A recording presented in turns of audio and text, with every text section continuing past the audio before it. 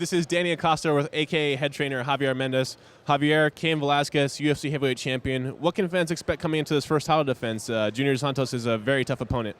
I think fans can expect the best heavyweight fight in the history of the UFC. That's what I think they can expect. What makes you comfortable saying that? There's been a lot of classics, like Pedro Hizo, Randy Couture, Nogueira. There's been a lot of fights that have held significance and been very competitive. In my opinion, there's never been a number one versus a number two. This is the first time in the history of UFC or MMA in general that you have the really consensus number one fighter in the world fighting the number two fighter in the world. And they're both somewhat identical in some aspects, that they're both well-rounded. So that's why I say that. What did your camp take away from Junior dos Santos' last performance against Shane Carwin? He hit Shane with a lot of big shots, but Shane was able to hang in there and go to the decision. Well, what I took from it is the fact that Junior can adapt. If you watch the fight, Junior also took Shane down.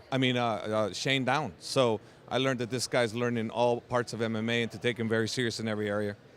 Do you think over the course of 25 minutes, Cain Velasquez's wrestling could wear down Junior dos Santos?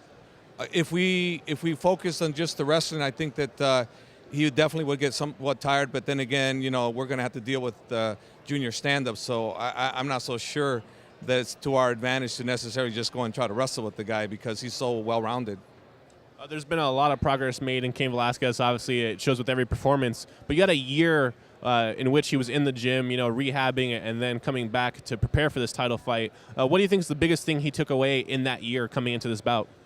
Well, he's not the best Cain Velasquez we can get, but he's better than he was when he fought Brock, so that I can tell you. He's better. There is a little ring rust, but he's still better.